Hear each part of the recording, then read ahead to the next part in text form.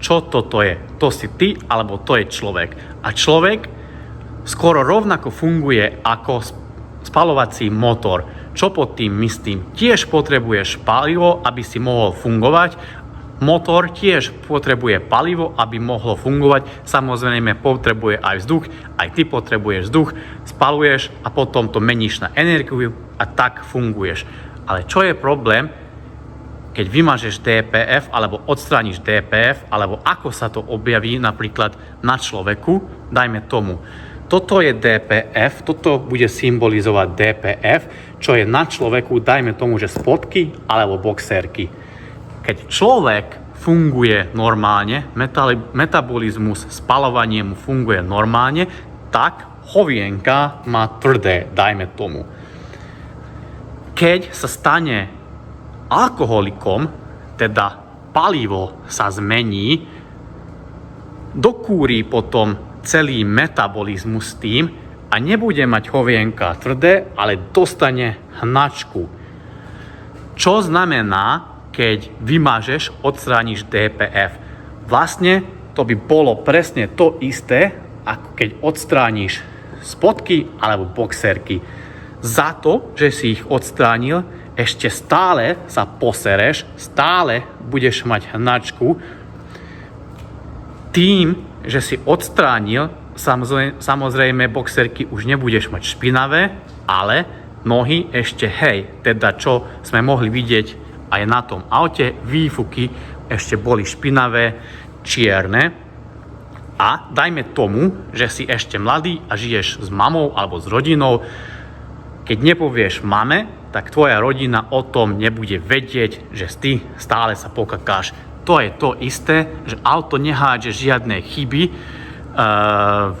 v riadiacej jednotke motora, lebo je to vymazané, je mu to kázané, aby neukazovalo tie chyby v riadiacej jednotke motora. To isté, ako keby ty si nepovedal svojej mame, že sa pokakáš. Čo ešte ty môžeš spraviť, alebo čo ešte zvykli robiť, aby opravili auto s DPF chybou.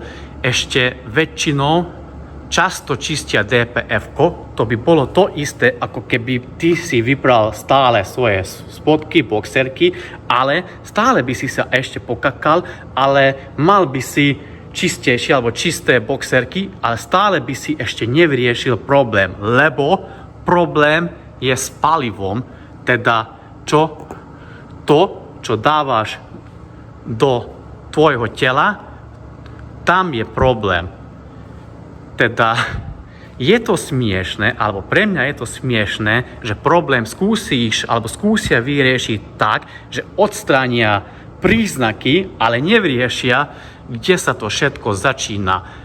Nemyslia na to, že asi by bolo lepšie zbaviť sa alkoholu, žiť normálne, stravovať sa normálne, aby telo, organizmus fungovalo, metabolizmus fungovalo tak, ako má, aby sa nepokakal, nemal hnačku, ale všetko by sa vrátilo k normálu. Nie. Logické pre nich je odstrániť boxerky, spodky a všetko je OK, keď to nedajú najavo mame, rodine. Vlastne to isté spravili aj na tom aute. Vymazali DPF-ko, odstránili DPF-ko, vymazali aj chyby, ale v takom zmysle, že auto nehádže už chyby v riadiacej jednotke motora. A sa zdá, že všetko je fajn, ale ako ste mohli vidieť v predošlom videu alebo v klipoch, že auto dymí a motor klepe. Dúfam, že sa dalo pochopiť, že to, čo som chcel s týmto videom vám povedať, že bolo to aspoň do nejakej miery zrozumiteľné, teda čo je ďalší krok, aby sme auto opravili. Samozrejme dať DPF do poriadku, teda použiť DPF, namontovať na auto, software vrátiť do originálu a potom bohužiaľ treba vymeniť aj všetky trysky a vyčistiť tú trúbku od karbónu, čo je upchatá, a potom veľmi pravdepodobne tiež treba spraviť na aute carbon cleaning a bude auto fungovať tak, ako má.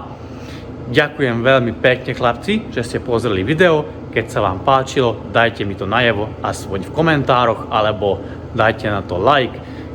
Ešte raz ďakujem veľmi pekne za pozretie a vidíme sa na budúce v ďalšom videu.